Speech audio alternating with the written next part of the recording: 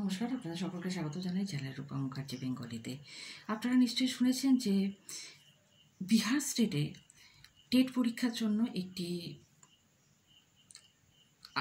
আবেদন করার সুযোগ পাওয়া যাচ্ছে।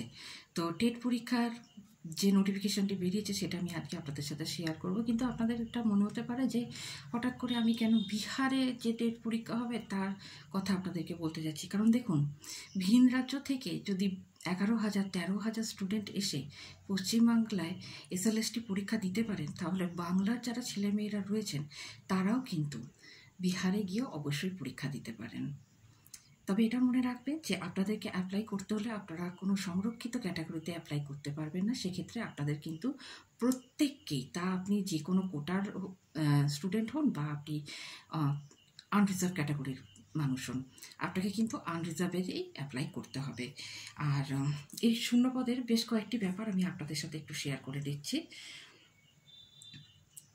তো একাডেমিক বা শিক্ষাগত যোগ্যতা কী থাকতে হবে? স্বীকৃত বিশ্ববিদ্যালয় থেকে নির্দিষ্ট বিষয় বা বিষয় গ্রুপে কমপক্ষে 50% নম্বর সহ স্নাতক বা স্নাতকোত্তর এবং জাতীয় শিক্ষক শিক্ষা পরিষদ কর্তৃক স্বীকৃত প্রতিষ্ঠান থেকে শিক্ষায় স্নাতক অর্থাৎ BEd ডিগ্রিধারী, অথবা জাতীয় শিক্ষক শিক্ষা পরিষদ কর্তৃক স্বীকৃত প্রতিষ্ঠান থেকে স্নাতক স্নাতকোত্তর ডিগ্রি কমপক্ষে 45% নম্বর সহ স্নাতক স্নাতকোত্তর ডিগ্রি এবং জাতীয় শিক্ষক শিক্ষা পরিষদ কর্তৃক স্বীকৃত প্রতিষ্ঠান থেকে শিক্ষায় স্নাতক BEd ডিগ্রি, যা 10/11/2002 তারিখে বিজ্ঞাপিত। স্বীকৃতির জন্য আবেদনপত্র জমা দেওয়ার সময় সময়সীমা, শিক্ষক শিক্ষা কর্মসূচির স্বীকৃতির জন্য মান ও মান নির্ধারণ, নতুন কোর্স বা প্রশিক্ষণ শুরু করার অনুমতি সহন এটি থাকতে হবে। অর্থাৎ আপনাদেরকে যেটা মুখ্যত মনে রাখতে হবে সেটা হলো 50% মার্কস সহ স্নাতক বা স্নাতকোত্তর এবং তার সাথে BEd ডিগ্রি।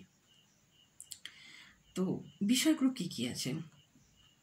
গণিত অর্থাৎ স্নাতক স্তরে পদার্থবিদ্যা, ইলেকট্রনিক্স, কম্পিউটার বিজ্ঞান, রসায়ন, পরিসংখ্যান থেকে যে কোনো দুটি বিষয় গণিতের সাথে অধ্যয়ন করতে হবে, অথবা গণিতে বিশেষজ্ঞতা সহ ইঞ্জিনিয়ারিংয়ে স্নাতক হতে হবে। এই বিষয়ে স্পষ্ট করা হচ্ছে যে স্নাতক স্তরে কম্পিউটার বিজ্ঞানে BCA যোগ্যতা অন্তর্ভুক্ত বলে বিবেচিত হবে।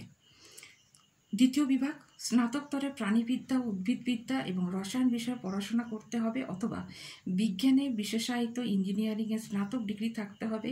উপরে উল্লেখিত বিষয়গুলি ছাড়াও জৈব প্রযুক্তি, অণুজীব বিজ্ঞানও এর আওতায় অন্তর্ভুক্ত।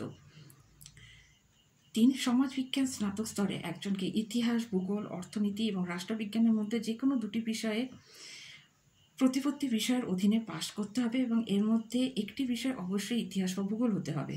প্রাচীন ইতিহাস বিষয় সমতুল্য বলে বিবেচিত হবে। এছাড়া মাধ্যমিক বিদ্যালয়ে শিক্ষক পদের জন্য স্নাতক স্তরের সহায়ক বিষয় হিসাবে ভাষা সম্পর্কিত বিষয় অধ্যয়ন করা বাধ্যতামূলক।